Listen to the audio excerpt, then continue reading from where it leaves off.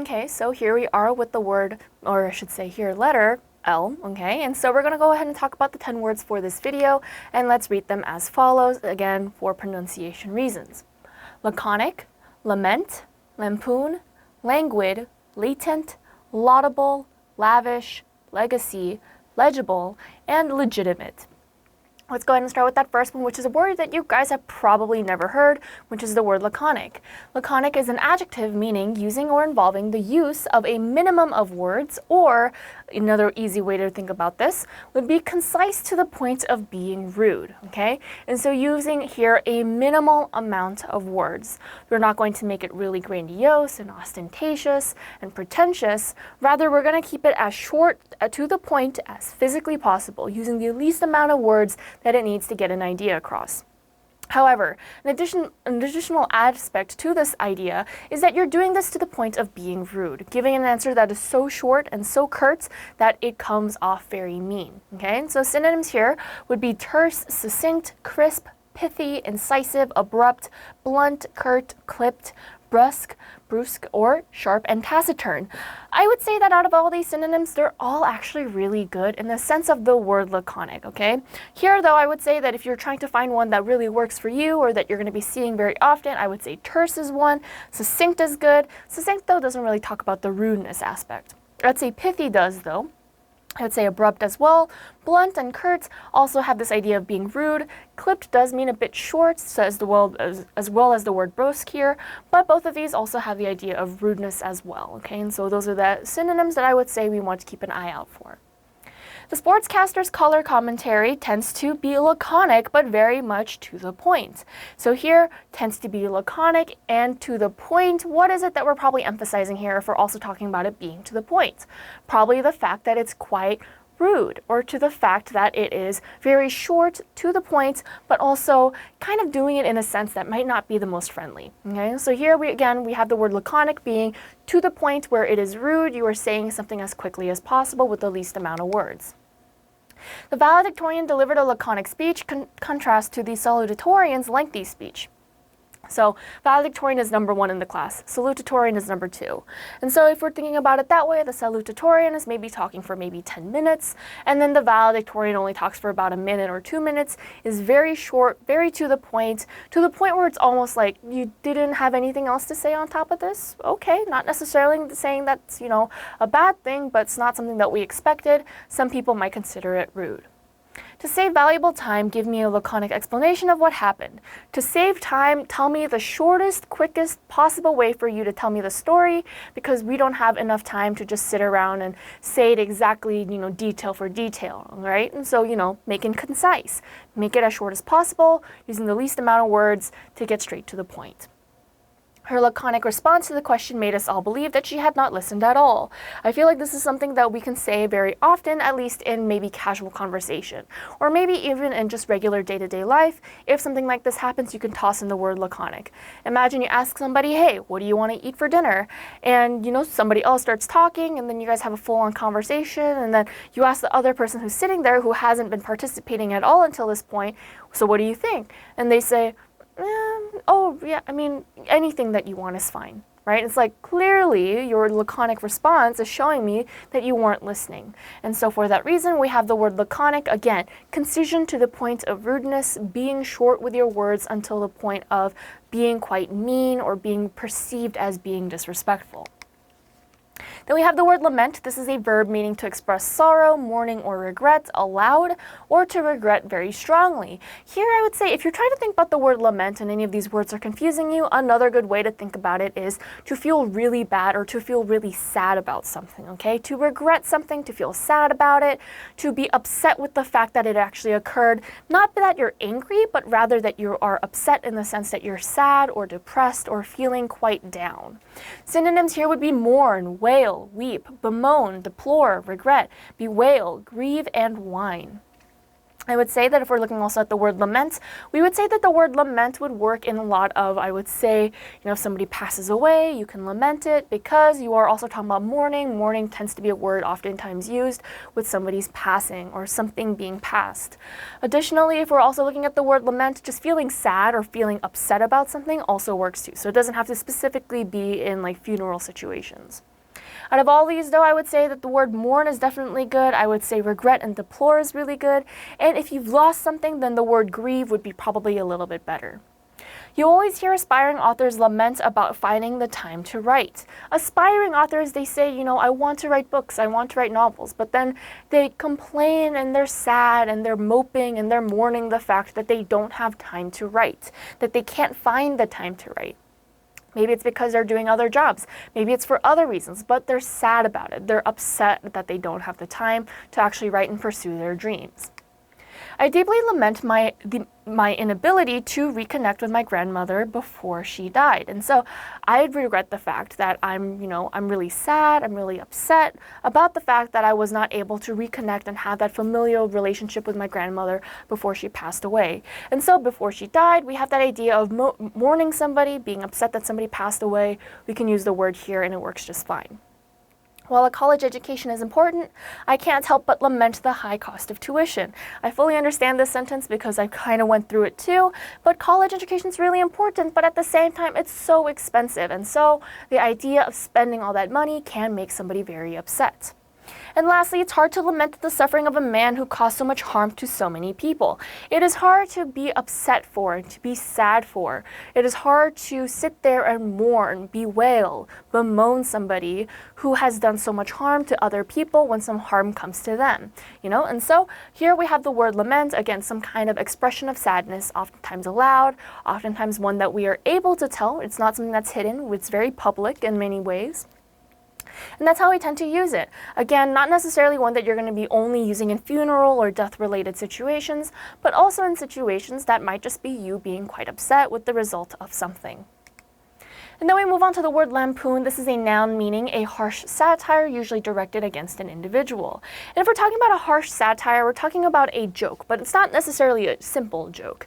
We're talking about a very elevated, highbrow joke, a joke that is oftentimes designed to be almost like a story. It's also making fun by poking at a lot of other aspects all at the same time. Very negative for that reason. You're making fun of somebody, right? But in a very, intellectual manner. It's like an intellectual joke, oftentimes jeering in that sense of being very negative. Synonyms here would be parody, burlesque, caricature, imitation, squib, impersonation, pastiche, and ridicule. I would say that if you're lampooning somebody, it would probably land more towards parody or ridicule. I feel like oftentimes if you lampoon others, I would say too, like maybe in more public spaces, you will come across caricatures, so, emphasizing certain traits to make them look bad.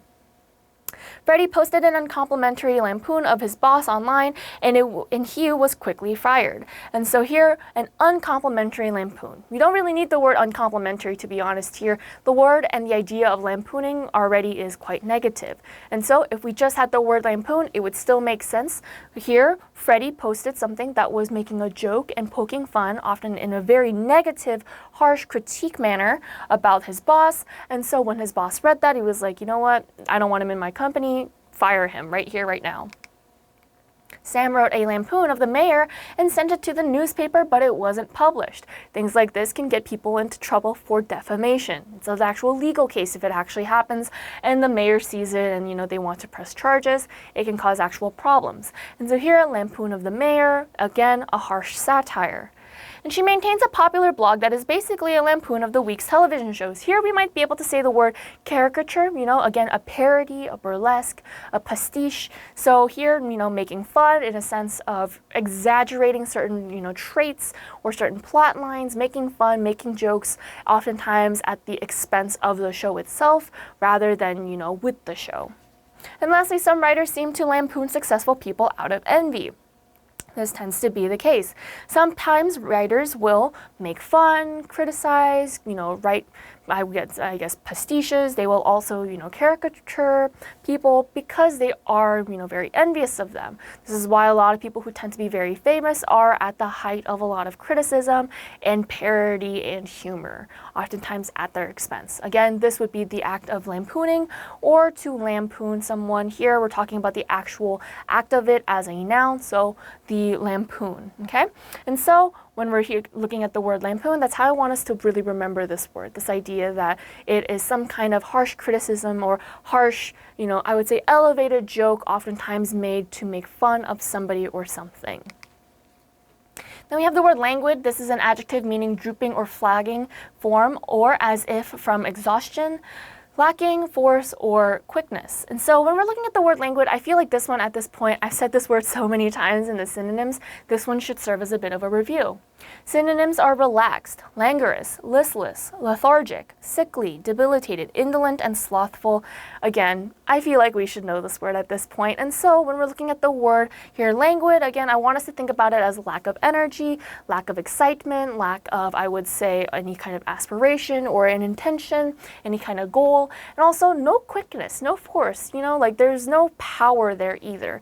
Being languid is just to kind of sit there, be very listless, no activity, no nothing. The mystery unfolds at a languid pace, dropping a few red herrings along the way.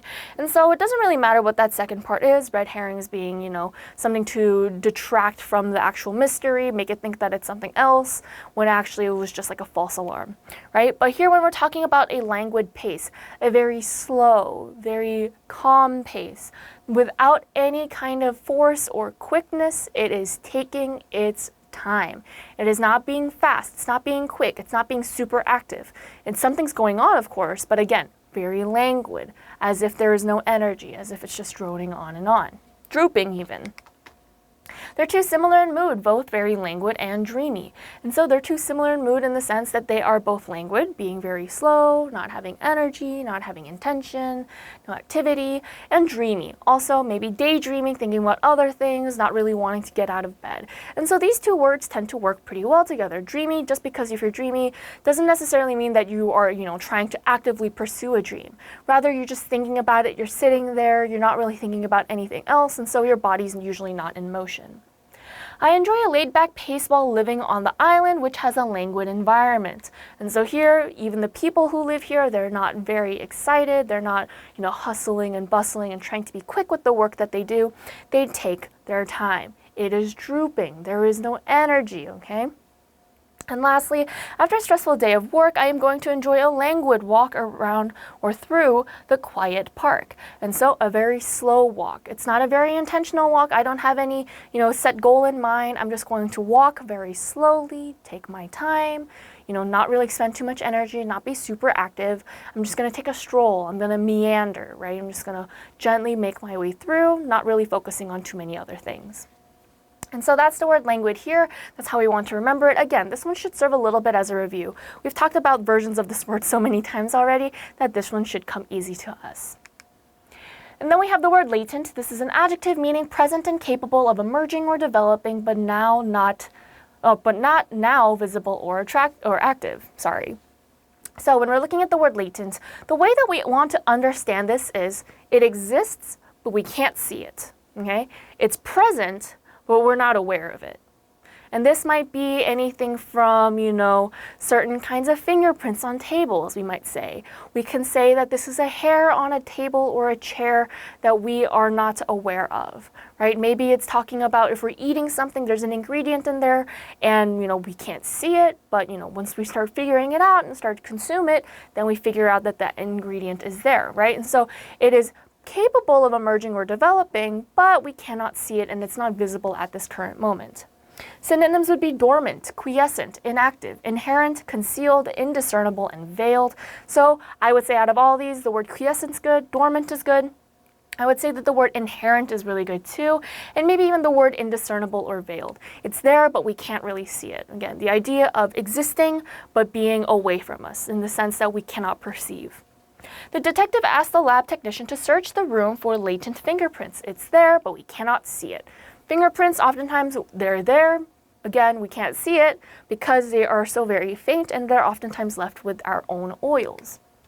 Hopefully the music retreat will allow me to find the latent talents inside me. So there must be some kind of talent in me that I must be talented, but it's dormant. I can't find it. I can't see it. It exists, but I'm not aware of it yet. She hopes to show off her latent photography skills in her first exhibit next month. And so maybe this person has never really done photography before, but suddenly taking up a camera, they realize that they have photography skills, latent photography skills actually. This kind of skills that some people actually have to train and study it for. This person, she just woke up and she realized, I have them. And so, I would say first exhibit next month, that's where she's going to be showing them off, showing off the fact that she had this hidden talent that just decided to, not be dormant anymore and show itself off. And even though the volcano is quiet right now, it is still a source of latent heat. And so even though the volcano is quiet, it's not going to erupt anytime soon. Even though there's no smoke and even though there's no threat of it exploding, we can still tell that there is, the volcano is still alive, it's still active, because there is a latent heat coming off of it. We might not be able to look inside of it and see all this magma, or this lava, let's say, but we can also feel that heat coming off of it. We don't need to see that there's, red stuff oozing out to know that it's still hot. We can still feel it. It still exists. And so with that idea in mind, the word latent, once more, exists, but not really visible at the current moment, not very easily perceivable. Then we have the word laudable. This is an adjective meaning worthy of praise. Again, I feel like this word we've kind of talked about in certain kind of situations already, and so this one should serve a little bit as a reminder, but if it doesn't, that's perfectly fine too. Synonyms would be praiseworthy, admirable, meritorious, worthy, deserving, exemplary, sterling, and honorable. So something that deserves praise, something that deserves applause. Applauding somebody, applauding, when we're looking about that word, we can talk about the word laudable in the sense of the same way. So when we have somebody who achieves a very important status, or maybe they do some work that's really important and they deserve some kind of, I would say, trophy or acknowledgement. Maybe they won a very important soccer game, right? It is very laudable what they did. They deserve applause. They deserve praise. It was very difficult. On first reading, it appears to be a laudable attempt to establish good water quality standards and protect groundwater. And so it seems to be a really praiseworthy attempt. It seems like a really admirable, worthy, honorable, deserving, and exemplary, plan or an idea to establish good water quality. It's really important that everybody has clean water, and so, this is a really good thing. Good. I'm glad that you're doing this. You deserve praise for the work you're doing. The soldier was awarded because he created a laudable plan for defeating the enemy. When nobody else could think of a plan, this person did, and this plan worked. It was successful. It was a laudable plan as well because it was successful and nobody else could think of anything else. So again, here's some praise. Thank you for saving us. Since your great plan ends with me going to prison, I do not feel it is a laudable plan. I feel like if you have a consequence such as prison, it's really difficult to argue that it's laudable, and so it makes sense that this person feels like it's not a laudable plan. There is nothing praiseworthy about doing something and then accidentally ending up in prison. And lastly, the fact he actually finished the race and didn't give up was a laudable accomplishment. And so I feel here this is really important too. One might think, if he didn't finish the race, that's not necessarily something praiseworthy. But say, for instance, he was really exhausted. This was the first time he's ever done this race, and maybe he didn't win, right? Maybe he didn't actually finish. Maybe he didn't get to that end, but he tried his best. This person did as best as they could to try to get to that very end, and so the fact that they even tried in the first place, that they tried their best, that is praiseworthy. It shows that they didn't give up. They did as much as they could before maybe their body gave out. And that was, the body saying no. And so here again, we have the word laudable, very, very positive word, incredibly good word, never used negatively, I would even argue. And if we're talking about the word laudable, thinking about being laudable, you are doing something good, you are doing something of note. Then we move on to the word lavish. This is an adjective meaning expended or produced in abundance or marked by profusion or excess. This one also should be a little bit, I would say, a little bit of a review for us. We've kind of come into words in contact with them at least that are very similar to this already. Synonyms would be immoderate, inordinate, plethoric, excessive, profuse, luxuriant, and exuberant, having a lot, right? If we're talking about lavishness, I would say not needing it, wanting it, having a lot of wants, and actually going through with that too. In terms of synonyms, I would say that they're all really good. Personally, I would say, if you're going to use any of these, I would say that the word immoderate is good. I would say plethoric is good because that's oftentimes talking about quantity, so like the amount of something. Excessive is also very similar to that as well, having a lot. And then profuse, luxuriant, and exuberant all kind of go into the same category for me in the sense that you're going to see it a lot on papers, you're going to see it a lot on exams, and are also very similar, if not more academic than the word lavish. Never would she have guessed such a lavish home existed in these rustic mountains. And so a lavish home, I'm assuming that it is probably, expended or produced in abundance, meaning it's really big. But also when we're talking about profusion or excess, I'm thinking that it's really well decorated. Lots of things that you don't need, like maybe a 200-inch screen, maybe there's a movie theater in it, maybe there's a bowling alley, right? A lavish home, very well decorated, without want or need. It is very profuse, it is very plethoric, it is very excessive. Carmen was more than satisfied with their home and what she called a lavish budget. And so lavish budget, very excessive budget, very large budget. Again, talking about quantity, amount, lavish, big budget. Every room in the 5-star hotel was filled with lavish furnishings. I'm assuming here then it would be really high quality, a lot of it, making it really nice, making it look really pretty. And so lavish furnishings there, again, some kind of excess. Do you need all that? Probably not. But do you want all that? Yes. And so during the summer, many celebrities hold lavish parties at their beachfront homes. I feel like if you guys are really into social media or certain kinds of actors, actresses, celebrities, then you'll know that they do end up having these lavish parties. These lavish parties take place in multi-million-dollar homes, and they're on the beachfront. There's really, a lot of people who show up, a lot of food, a lot of catering, lots of really cool outfits and stuff as well. And so here again, marked by excess, marked by some kind of abundance, that is the idea of lavish. I would just leave you on the note that if we're using the word lavish, as much as I'm saying, quantity, excess, some kind of large amount, lavishness could also just be some kind of quality too. So having too much or wanting too much. Having too much of a good thing too would also count under the word lavish. Then we move on to the word legacy. Legacy here is a noun meaning something transmitted by or received from an ancestor or predecessor, or generally from the past. I would say that the word legacy gets to be used in a lot of different ways. We can also call people legacy as well. However, for our sake and purposes, I would say that we're just wanting to focus on this here and this definition. This is the way that we're going to be seeing it on exams. Later on, when you run into this word to describe people specifically, then we'll have a different conversation. But until then, synonyms here are consequence, effect, outcome, repercussion, footprint, aftermath, result, and byproduct.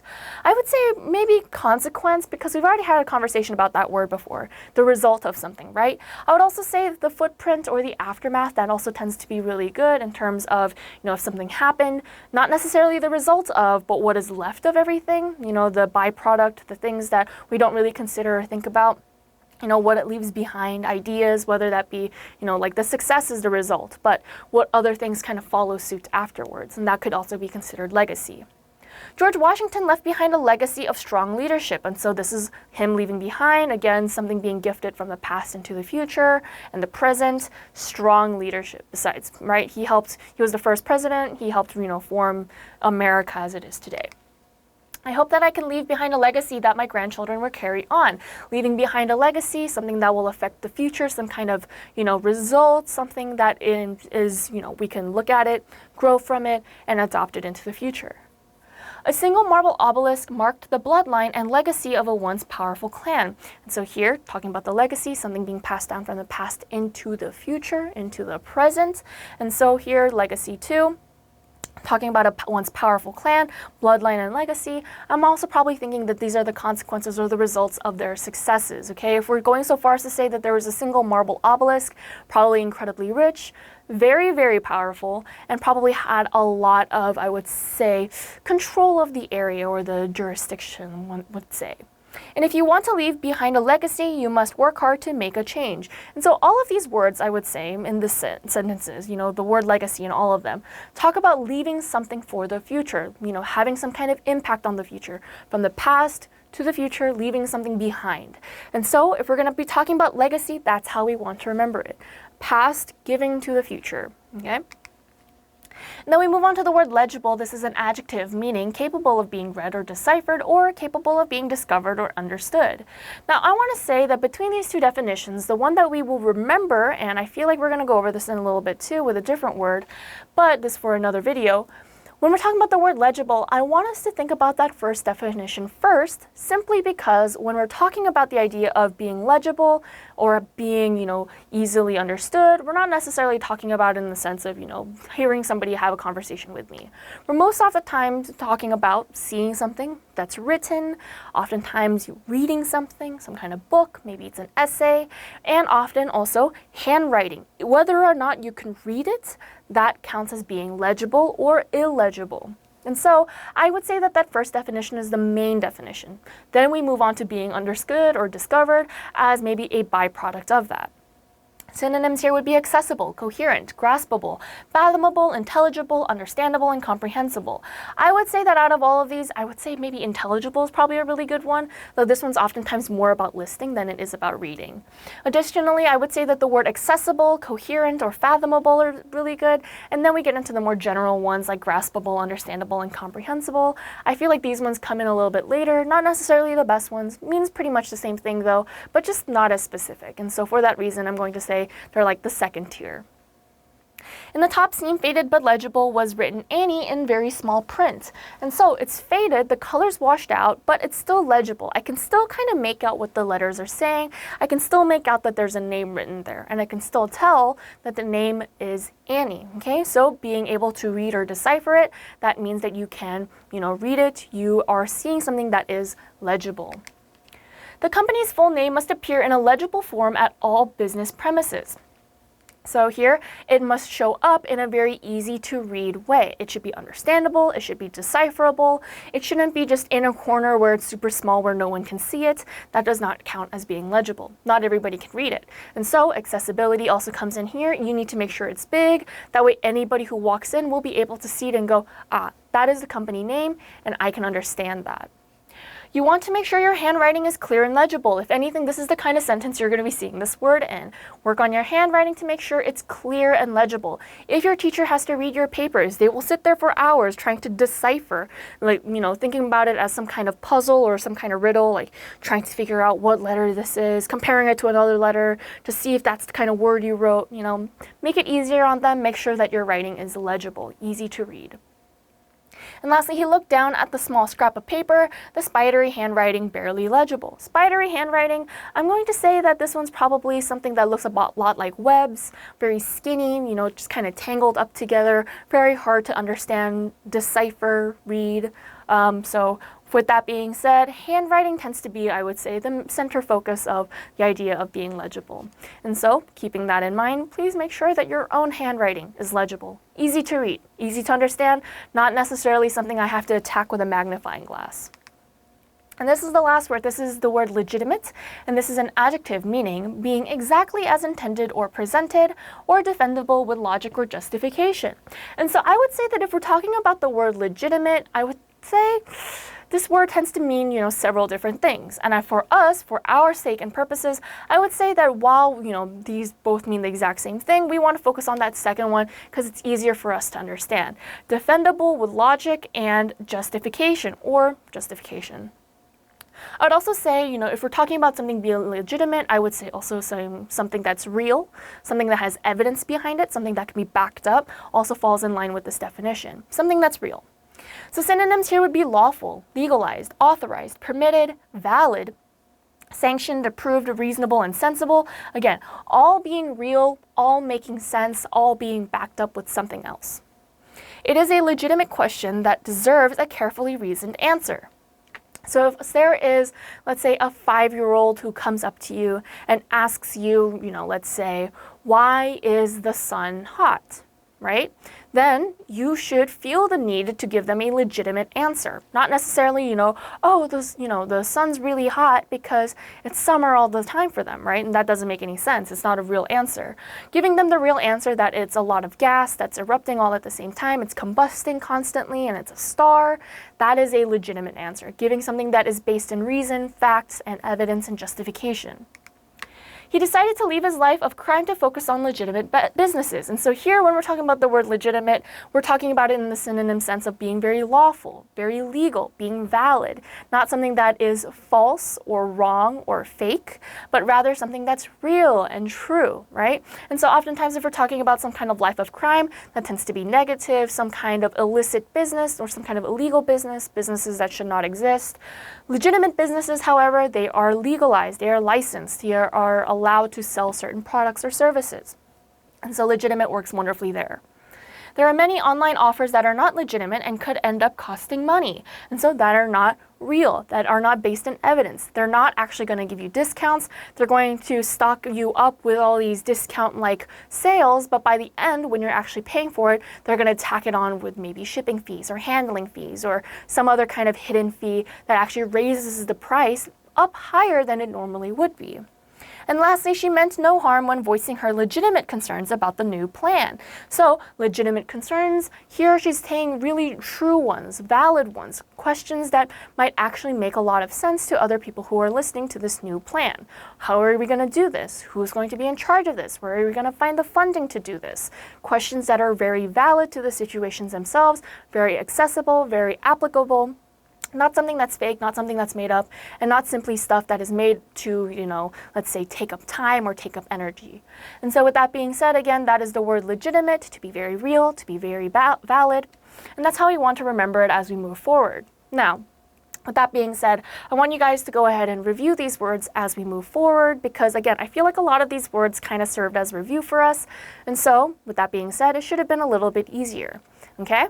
And so, with that, I'm going to see you guys in the next video for another 10 words for this upper section.